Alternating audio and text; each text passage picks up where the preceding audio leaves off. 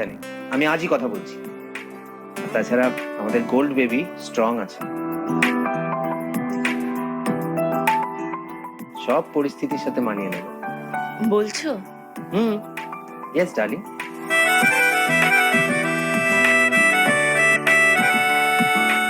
মামা, তুমি খেলা করছো? ওলে বাবা, একা একা খেলা করছে।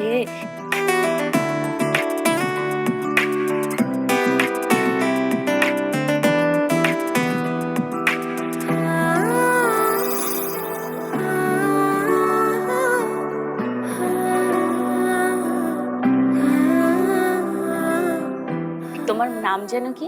প্রিয়াঙ্কা। কোথায় থাকো? ওই যে ওইদিকের যে বস্তিটা, ওপারের বস্তিতে।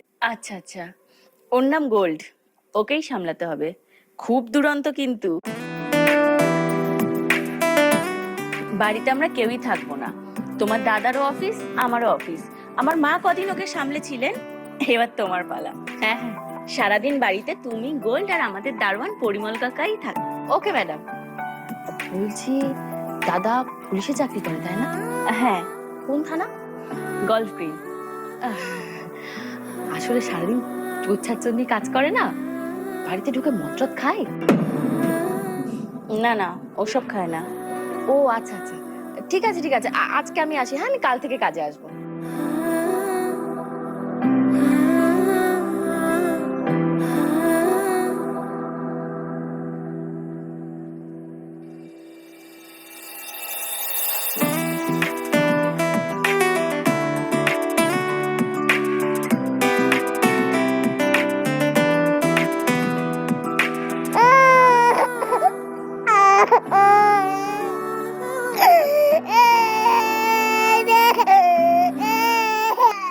ও মা, ও মা, ও মা, ও মা।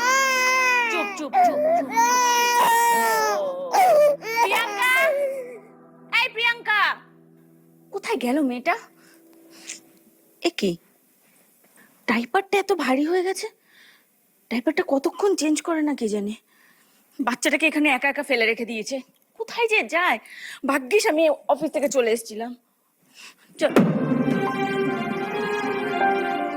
সাবানের গুঁড়ো,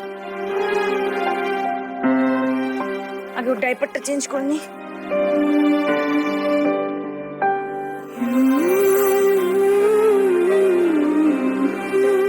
বৌদি, তুমি এসে গেছো অফিস থেকে? কোথায় গেছিলে তুমি? আমার একটা ফোন এসেছিল, একটু কথা বলছিলাম ফোনে। ফোন এসেছিল মানে? তোমাকে কি এখানে ফোনে কথা বলার জন্য রাখা হয়েছে? তোমাকে বাচ্চার দেখাশোনা করার জন্য রাখা হয়েছে। আমরা সারাদিন বাড়িতে থাকি না, বাচ্চাটাকে এখানে ফেলে রেখে তুমি ফোনে কথা বলতে চলে গেছো? হ্যাঁ, বাচ্চাটা সারাদিন ধরে ডাইপার চেঞ্জ করনি, এখন র্যাশ উঠে গেলে তখন কি করব? ভুল হয়ে গেছে বৌদি। এইরকম ভুল দ্বিতীয়বার যেন না হয়। যা এখান থেকে। মামা, এই যে বাবা, এসো এসো এসো। এই তো, এই যে বাবা, সব চেঞ্জ করে দিয়েছি।